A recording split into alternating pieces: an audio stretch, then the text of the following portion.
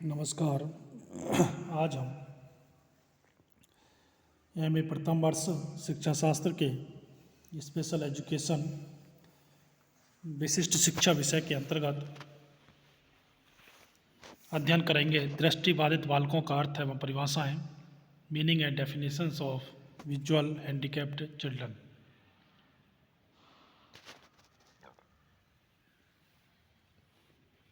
मानव को ईश्वर ने 5 इंद्रियों से विभूषित किया है, लेकिन यदि उसकी कोई एक इंद्रिय कार्य नहीं करती है तो उसे बहुत कष्ट होता है। इन इंद्रियों में दृष्टि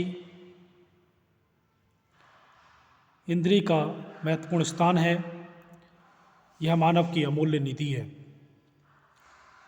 इसके दोषपूर्ण होने पर या ना होने पर व्यक्ति स्वयं को अपूर्ण महसूस करता है। विश्व के बारे में मनुष्य इंद्रियों द्वारा ही जानता है। अधिकतर सूचनाएं दृष्टि द्वारा मस्तिष्क में पहुंचती हैं। अतः दृष्टि की छोटी सी अक्षमता अत्यंत महत्व रखती है। दृष्टि संबंधी दोष बालक के मानसिक, शारीरिक, संवेगात्मक, शैक्षिक और व्यावसायिक क्षेत्रों पर प्रकाश डालती है। अतः अंधेपन और अन्य नेत्र संबंधी दोषों को दूर करने का प्रयत्न करना चाहिए। नेत्र संबंधी दोषों से युक्त बालकों के विकास का प्रयत्न करना चाहिए। दृष्टिबाधित बालक वे होते हैं जो ठीक प्रकार से देख पाने में असमर्थ होते हैं।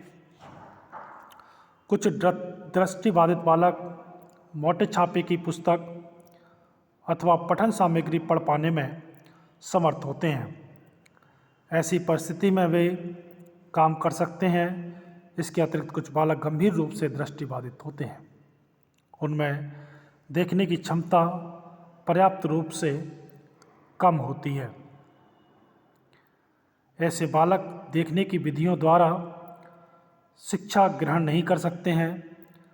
दृष्टिबाधित बालकों को स्नेडल चार्ट के माध्यम से मापन किया जाता है। ऐसे बालकों की दृष्टि क्षमता का परिणाम आंशिक अथवा पूर्ण रूप से भी हो सकता है।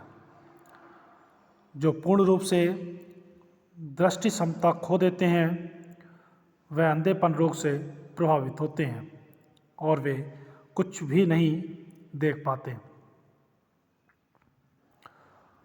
आंशिक रूप से दृष्टिबाधित वह बालक होते हैं जो मोटे अथवा बड़े छापे की पठन सामग्री अथवा पुस्तकों को पढ़ने के योग्य होते हैं। ऐसे बालकों के नेत्रों में प्रतिबिंब की बहुत कम क्षमता होती है।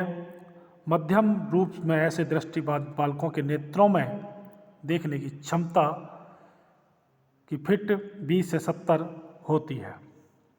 इसका अर्थ यह है कि सामान्य बालक यदि 70 फीट दूर से किसी वस्तु को देख सकता है तो ऐसे दृष्टिबाधित बालक केवल 20 फीट पर रखी हुई वस्तु को देखने के योग्य होते हैं।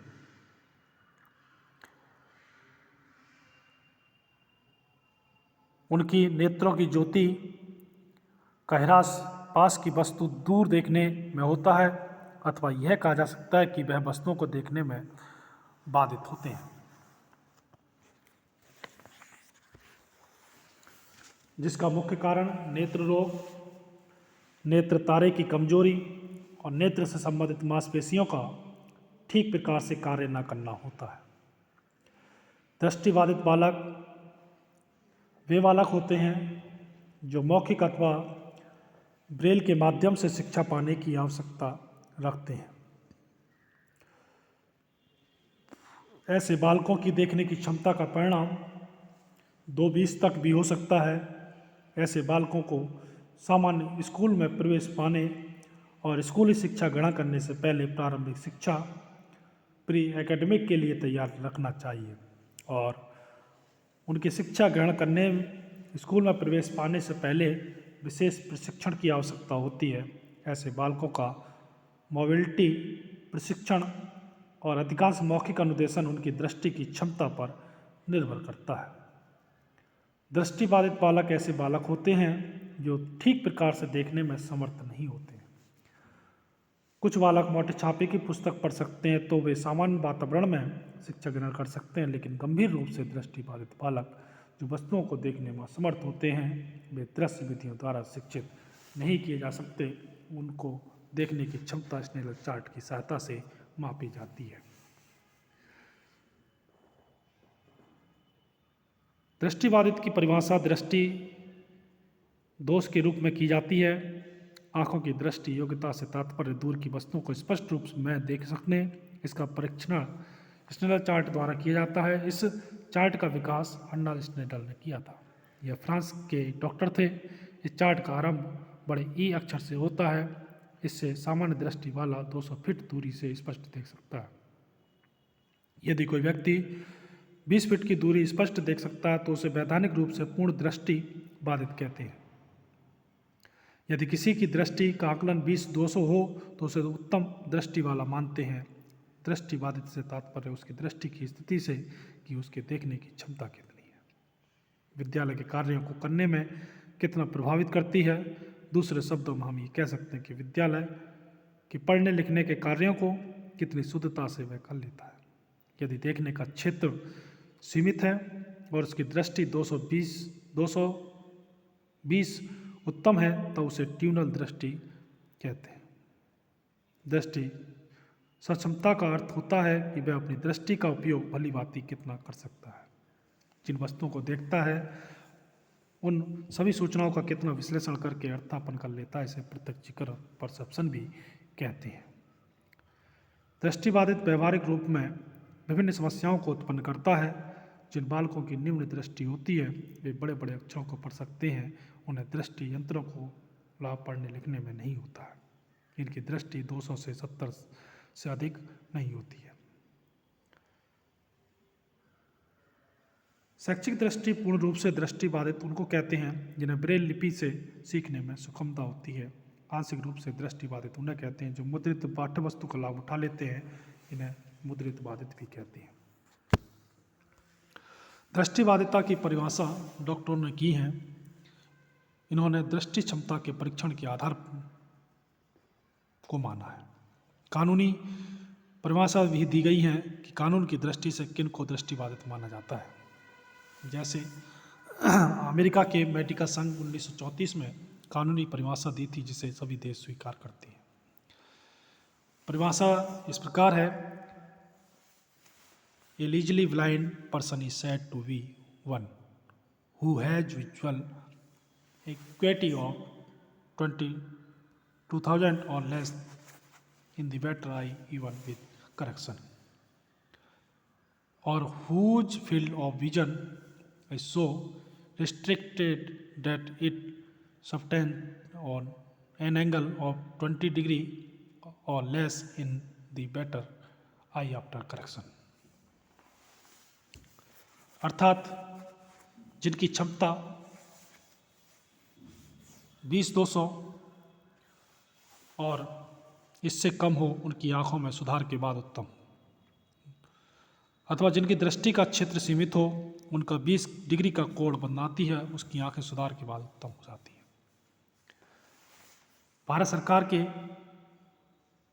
समाज कल्याण मंत्रालय ने 1987 में दृष्टिबाधितों की परिभाषा दी थी। वह इस प्रकार है: अपनी पूर्ण दृष्टि खो चुके हों, दृष्टिबाधित 6-60 या 20-20 से अधिक न हो और चश्मे के प्रयोग से आँख उत्तम हो। स्नेडल चार्ट से परीक्षण हो। दृष्टि का क्षेत्र सीमित हो और 20 डिग्री का कोण बनता हो या इससे कम। इन परिभाषाओं के आधार पर दृष्टिबाधित बालकों को 2 वर्गों में विभाजित कर सकते हैं। एक तो पूर्ण रूप से दृष्टिबाधित बालक या अंधे बालक और दूसरा आंशिक रूप से या निम्न दृष्टिबाधित बालक। शिक्षा की दृष्टि से दृष्टिबाधित बालकों की परिभाषा की गई है। दृष्टिबाधित बालक उन्हें कहते हैं जिनकी दृष्टि खो चुकी हो और ब्रेल लिपि अथवा अन्य श्रवण शिक्षण सामग्री का लाभ उठा सकते हैं। उन्हें आंशिक रूप से बाधित बालक कहते हैं, जो चश्मे की सहायता से मुद्रित पाठ्यवस्तु या दृश्य शैक्षिक सामग्री का उपयोग कर लेते हैं। दृष्टि बाधित बाल छात्रों की योग्यता और अनुभवों का क्षेत्र अधिक विस्तृत होता है। इनकी विद्यालय में विभिन्न प्रकार की समस्याएं होती हैं। इन्हें चलने फिरने, पढ़ने, दृश्य सहायक सामग्री के उपयोग में कठिनाई होती है। वह सुनकर और स्पर्श करके ही अनुभव करते हैं। अब जानते हैं दृष्टिबाधित बालकों की कुछ विशेषताएं। दृष्टि का मनुष्य के लिए सबसे अधिक उपयोग है। ज्ञानात्मक पक्ष का विकास दृष्टि के अनुभवों पर ही आधारित होता है। बाधिता से व्यक्ति 3 प्रकार से सीमित हो सकता है। दृष्टिबाधित निरीक्षण के विधि अनुभवों से वंचित रहता है। उसकी योग्यताएं भी सीमित रहती हैं, क्योंकि वे चल फिर नहीं सकते। वे अपने वातावरण को नियंत्रित नहीं कर सकते। उनके संबंध भी सीमित होते हैं। सामाजिक वातावरण का लाभ नहीं उठा पाते। सामुदायिक अभिवृत्ति और व्यवहार परंपराओं, विश्वासों और संस्कृति पर निर्भर करते हैं। विकास और समाज कल्याण के प्रयासों से इस दिशा में प्रगति हुई है। तो इस प्रकार से आज हमने जाना कि दृष्टि बाधित बालकों का अर्थ, परिभाषा, meaning and definition of visually handicapped children, और वहीं हमने जाना दृष्टिबाधित बालकों की विशेषताएं, characteristics of visual impaired children. धन्यवाद। और विस्तृत विशेषताओं का अध्ययन हम कल के व्याख्यान के अंतर्गत करेंगे।